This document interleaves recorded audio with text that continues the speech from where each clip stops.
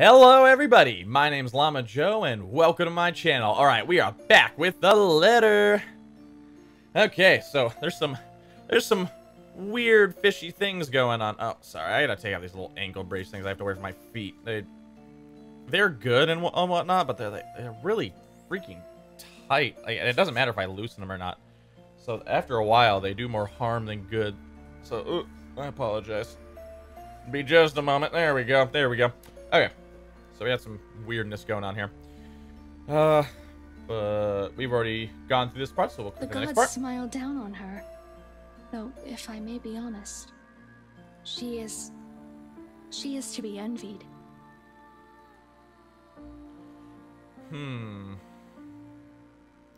I don't know. There's just something strange. I don't know. I can't quite put my finger on it. Woo! I love choking on air. It's always good. Even when I have my suspicions about her, she's just so easy to talk with that I've forgotten. I don't know who she is, and if she's actually one of the household staff, that would explain why she would so easily give obviously wrong statements about my character. Though if she is here for malicious reasons, she would have done more than do small talk with me by now, wouldn't she? I have so many questions. Perhaps curiosity will kill this It's cat. strange that I've never seen you before. What's your name? You do not remember? I don't believe you've mentioned it, or am I missing something? You still cannot comprehend it, can you, my lord? My answer chips away at the good mood I'm starting to get into. I have every right to be angry at the cryptic response. She threatens insubordination with the very presence alone. But instead of hurling vitriol at the woman, I take a deep breath. I do not want my mood ruined further than it is already. Not right now, when I can let my temper take its course another time. Whatever your name is, and no matter how long you've been working for us, that does not change the fact that you shouldn't be here. I'll call you a cab to bring you to the city if you want. Shouldn't I? What if I do not wish to leave? Okay, now it's getting creepy. I merely desire to stay by your side and serve. Is that such a deplorable thing? Her gaze sends chills down my spine. It's too easy to see the devotion, the obsession in her eyes. Not the good sort either, as her scrutiny makes me feel like I'm laid bare. The offness of her presence is all the more palpable with the feeling of bugs crawling on my skin and the silence that makes it seem as if the word has stopped. Any friendly atmosphere we might have had going for us is completely forgotten. Danger. A small part in the back of my mind screams, the part that has kept me alive all these years. And in hindsight, I'd be stupid not to take heed of it. Maybe not. Maybe she's trapped the woman, and she's like a super creepy stalker with this dude. I don't know. I don't know. This thing keeps throwing me around. But I've grown arrogant, complacent, and content to hide behind wealth and power. Yes, it's a deplorable thing, as you said, because I'd like to be alone now. Thank you very much. If you didn't want the day off, you should have reported to your superior. This is utterly unprofessional of you, and I shall be issuing complaints. In fact, if you know it's good for you, you should start looking for another employer. Uh-oh. That's my threat that the smile on her face turns tight. I see. It escapes you still. This is unfortunate. How despairing that this misery must go on. But maybe, if you come with me, I can help you. I can. When she reaches out for me, I recoil with a hiss. How dare you lay your filthy hands on me without my permission? I am not going anywhere with you. Now step back and walk away before I have you forcibly removed. Oh! Uh-oh. Uh-oh. As if a switch had been flipped, the woman's expression turns horrific, although that may very well be the understatement of the century. She herself turns horrific. Her presence is suffocating, bearing down on me. I'm rooted on the spot through no fault of my own as my fear paralyzes. You are too much like that vile woman, poisoned by her rotten influence and her filthy words. But that can be remedied now that you're here. Oh, how we have waited to welcome you home. Come, my lord. The house beckons. When her fingers grasp the back of my coat, I finally find it in me to break off into a run. I can still feel her eyes on me as I run back to the house. But I refuse to acknowledge it, let alone look back. All I need is to get away from her and to make sure she stays away. If that means acting like a coward and seeking out company to keep me safe, nobody can tell me to do otherwise. Bravery isn't something to be lauded if it comes along with stupidity. Okay. Bum bum bum. Ba-da-bum, bum, bum. Here we go. Wanting some alone time and fresh air, Luke excused himself, lingering in the gardens as he remembered the memory of his late mother. Suddenly, a beautiful woman appeared by his side, striking up a conversation with him. It was all pleasant at first, until...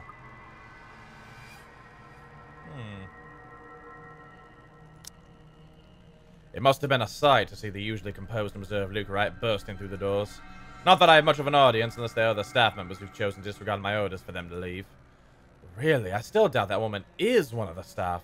Mustering up the courage, I looked back through the windows to see if she followed me. She's gone. But I don't take any chances, putting as much distance as I can between us. So it's nighttime. So it's almost the 31st. So I think Luke's campaign's gonna go by a lot faster than I think it is. Stopping to catch my breath, Johan's suddenly appearance nearly makes me jump out of my skin. Don't fucking do that! You son of a bitch! If I had a gun, I would have shot you! If I had any love left for my mutter, I'd take offense. But what happened to you? You look like you've seen a ghost. Well, funny thing. Oh, if only it was such a delusion. Well, actually it is, but you're too ignorant to realize that. But I can still feel sharp nails digging into my back. The feeling was too real for it to have been a ghost. There was his housekeeper. I think, I'm not sure. In the gardens. She was acting odd, and I thought to remove myself from the scene. Strange. I made sure the rest of the staff had left and that the house was empty as you requested. Describe this woman. She had pale skin, dark eyes, and long dark hair. She wouldn't give me her name. I half expect a name from him. The man knows the staff better than I do, after all.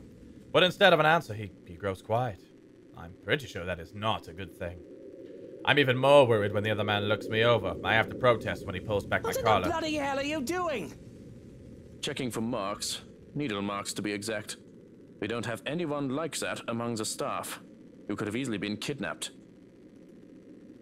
A cold feeling settles itself over me at the thought. I've long established my power over the more unsavory characters in Luxburn.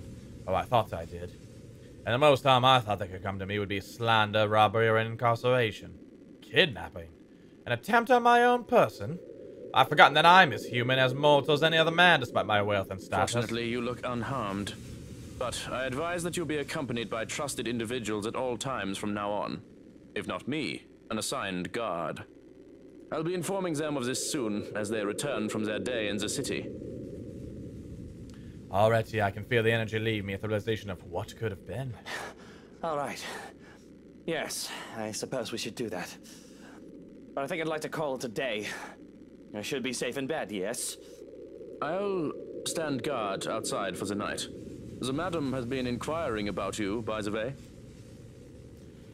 Oh God, any other threat and he alone would be enough to make me feel safe.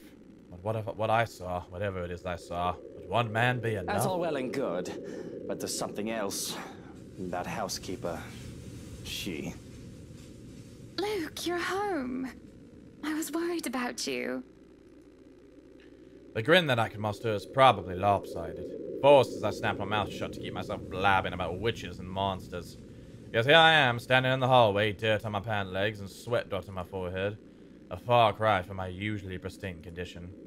I don't want to worry, Hannah. A cough. What happened to you? You look like you wrestled in the mud and moss, dear. And those flowers. Were you gardening? What? Oh, these. I didn't realize I still had them. I really did not. But there they are, still in my grip. The daffodils I had taken from the garden.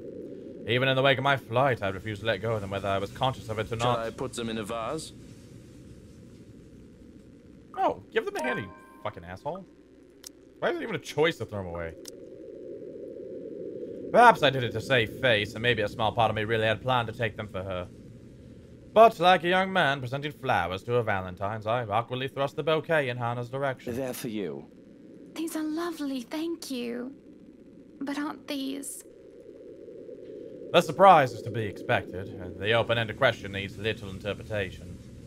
I've never given her daffodils before, especially not ones from that I considered mine. They're for you. Don't make me think that kneeling around in the dirt was a waste of my time. It's not. It's not. Just... Are you feeling alright? I hope whatever I have isn't contagious. I'm not sick, Hannah. I just got them for you. I thought they'd make you feel better, brighten up the room. I don't need my intentions questioned. The thank you was enough. Man, even when I'm trying to make him a somewhat decent person, he still always manages to turn around and be an asshole about it. And I didn't mean to insinuate anything. But you're right. Thank you, truly, for these. Oh, Hannah, you're far too good of a woman for this man. She takes them from me then, careful not to crush the stems. There is still uncertainty on her face, which endears and annoys me in equal parts. But she does look lovely with them. The very picture of her something that should be immortalized in paint. Sorry, I struggle with that word. They should be for mother. But it doesn't matter anymore. Why don't we turn in for the night? You must be exhausted with all that gardening. What does a dead woman care for flowers?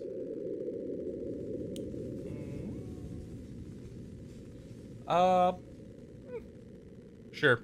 The other one went on a little bit longer. We'll call it a night here. Thank you guys so much for watching. As always, feel free to like, comment, subscribe. Tell me what you like. Tell me what you don't like. And I'll do the best I can to make it right. I'm Llama Joe, and I'll catch you guys later.